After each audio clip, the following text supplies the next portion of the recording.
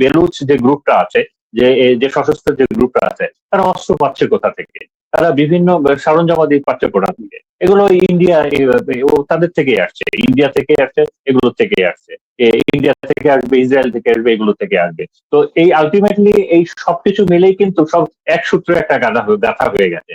তো পাকিস্তান এই মুহূর্তে কিন্তু একটা ঝামেলার ভিতরে আছে, একটা ঝামেলার ভিতরে আছে। তবে এই ঝামেলাটা তাকে রাজনৈতিক ভাবে সমাধান করতে হবে কোনোভাবেই। যা কিছু বললেন সবকিছুই কারেক্ট। এখানে ইন্ধন যেমন আছে, এবং এটা পাকিস্তানের এই মুহূর্তের একটা বিশাল মাথা ব্যথা আছে, এটা সামরিক মাথা ব্যথা, এটা রাজনৈতিক মাথা ব্যথা, আবার একটা গ্লোবাল পলিটিক্যাল মাথা ব্যথা। আমি একটু এক্সপ্লেন করি আর কি। দেখেন, এই যে বেলুচিস্তান, এটা কিন্তু পাকিস্তানের সব থেকে বড় প্রদেশ, এটা পাকিস্তানের ভূখণ্ডের একটা বড় অংশ, প্রায় অর্ধেক।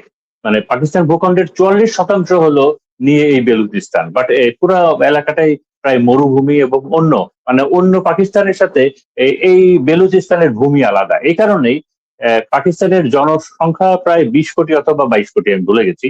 তো মাত্র 1.5 কোটি মানুষ বাস করে এই বেলুচিস্তানে এখানে। বাট আপনার প্রায় পাকিস্তানের অর্ধেক ভূখণ্ডে।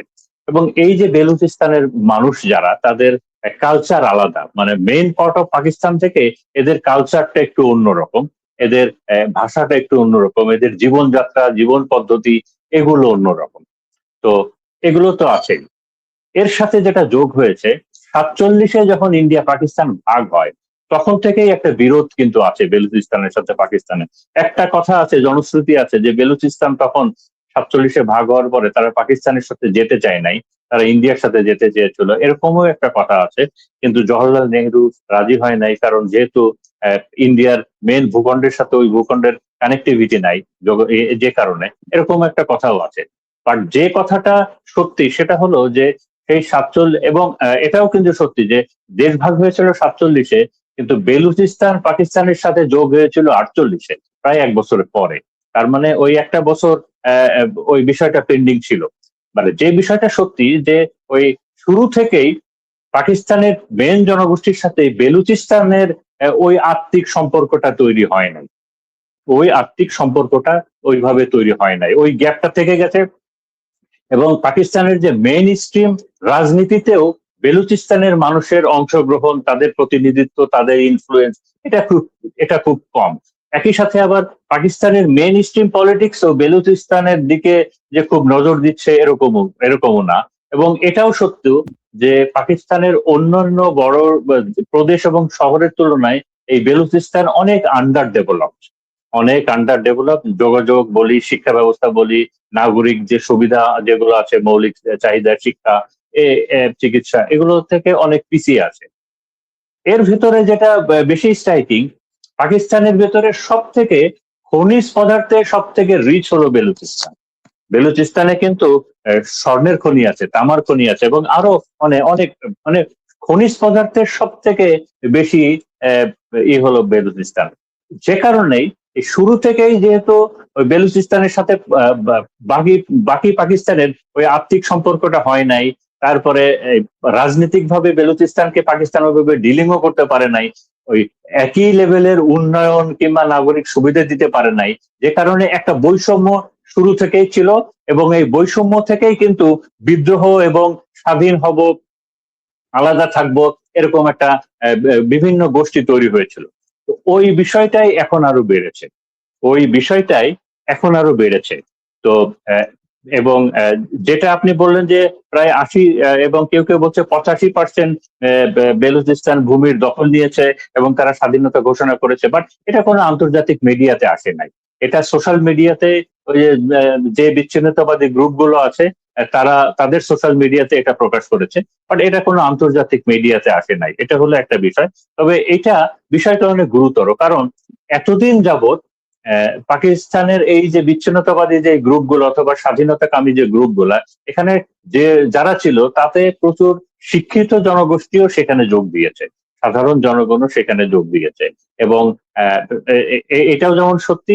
আর বিগত বছরগুলোতে যেটা হয় সেখানে কিন্তু প্রচুর মানবাধিকার লঙ্ঘন হয়েছে। যে এই যে স্বাধীনতাকামী মানুষ অনেককে তাদেরকে ধরে নিয়ে আসা হয়েছে, তাদেরকে নির্যাতন করা হয়েছে, জেল দেওয়া হয়েছে, এবং আমি পত্রপত্রিকায় কিংবা ইন্টারনেটে দেখছি যে অনেকে এই গুম খুনও করা হয়েছে।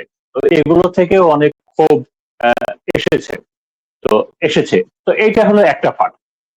এইটার সাথে বেশি ইম্পর্টেন্ট যেটা হলো, বেলুচিস্তানের বর্ডার আছে দুইটা দেশের সাথে, একটা হলো আফগানিস্তানের সাথে আর একটা হলো ইরানের সাথে।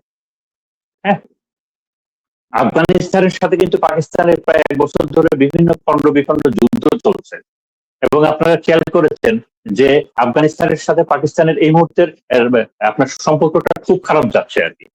আবার আফগানিস্তানের সাথে আবার ইন্ডিয়ার সম্পর্ক আগের থেকে অনেক ভালো হয়েছে। হ্যাঁ, তো এই বিষয়টা ইম্পর্টেন্ট।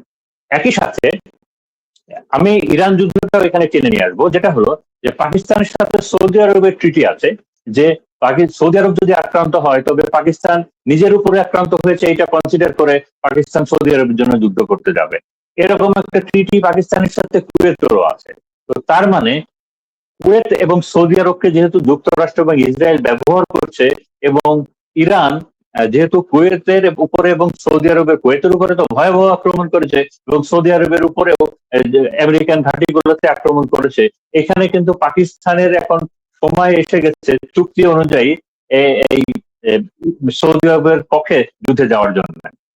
একই সাথে পাকিস্তান যদি আবার কোনো কারণে সৌদি আরব অথবা কুয়েতকে বাঁচাতে যুদ্ধ করতে যায়, তবে ইরান কিন্তু এই বেলুচিস্তানের পক্ষ নিবে, এবং পাকিস্তান তখন বেলুচিস্তানকে এত সহজে আর আগের মতো রাখতে পারবে না। তার মানে পাকিস্তান একটা একটা একটা প্রেশারের ভিতরে আছে, সে একটা একটা একটা বড় মাথা ব্যথার ভিতরে আছে যে পাকিস্তান যদি ওদিকে সৌদি আরব এবং কুয়েতকে যে তাদের ওই চুক্তি অনুযায়ী সাহায্য করতে যায়, তবে ইরান কিন্তু বেলুচিস্তানকে স্বাধীন করে দিবে, এই ক্ষমতা ইরানের আছে, যেহেতু একটা বিশাল বর্ডার আছে এখানে। আর এই সব কিছু যদিও ইন্ডিয়া অস্বীকার করছে, বাট আমরা তো জানি যে কোনো আপনার শত্রু দেশের, যে কোনো দেশের সব থেকে বেশি ক্ষতি করে হলো ওই দেশের ভিতরে গৃহযুদ্ধ, ওই দেশের ভিতরে বিশৃঙ্খল বিচ্ছিন্নতাবাদী স্বাধীনতাকামী এটা। তো এটা তো অবশ্যই যে এই যে বেলুচ যে গ্রুপটা আছে, যে সশস্ত্র যে গ্রুপটা আছে, তারা অস্ত্র পাচ্ছে কোথা থেকে, তারা বিভিন্ন সরঞ্জামাদি পাচ্ছে কোথা থেকে, এগুলো ইন্ডিয়া তাদের থেকেই আসছে, ইন্ডিয়া থেকে আসছে, এগুলো থেকে আসছে, ইন্ডিয়া থেকে আসবে, ইসরায়েল থেকে আসবে, এগুলো থেকে আসবে। তো এই আলটিমেটলি এই সবকিছু মিলেই কিন্তু সব এক সূত্রে একটা গাথা হয়ে গেছে। তো পাকিস্তান এই মুহূর্তে কিন্তু একটা ঝামেলার ভিতরে আছে, তবে এই ঝামেলাটা তাকে রাজনৈতিক ভাবে সমাধান করতে হবে, কোনোভাবেই সামরিক ভাবে এটা পারবে না, সামরিক ভাবে এত পারবে না। একটাই যে একটা জিনিস সত্যি যে বেলুচিস্তান বড়, বাট তার জনগোষ্ঠী কম, মাত্র 1.5 কোটি মানুষ। পাকিস্তানের বিশাল দেশ, বিশাল সামরিক বাহিনী, তারা বেলুচিস্তান এত সহজে স্বাধীন হতে পারবে না। বাট এটার জন্য পাকিস্তানকে অনেক অনেক মানে অনেক কস্টলি হয়ে যাবে পাকিস্তানের জন্য। তো এটার জন্য পাকিস্তানের একমাত্র সমাধান হলো রাজনৈতিক সমাধান, এবং ওই যে বৈষম্যগুলোর কথা বললাম, এই বৈষম্যগুলো থেকে বের হয়ে যাওয়া। আর একটা বিষয় বলে আমি শেষ করবো, সেটা হলো এই যে বেলুচিস্তানে যে বন্দরটা আছে, গাদাওয়ার বন্দর, চীনের সাথে পাকিস্তানের যে বিশাল একটা বাণিজ্যের যে একটা লাইন, চীন থেকে সরাসরি যোগাযোগ এই বেলুচিস্তানের এই বন্দর পর্যন্ত, যে বিলিয়ন বিলিয়ন ডলারের যে প্রজেক্ট, চীন এবং পাকিস্তানের উন্নতির যে একটা প্রজেক্ট, তো এই প্রজেক্টটাও কিন্তু পাকিস্তানের জন্য একটা মেগা প্রজেক্ট। এই যে এই প্রজেক্টটাও কিন্তু পড়েছে এই বেলুচিস্তানের ভিতর দিয়েও।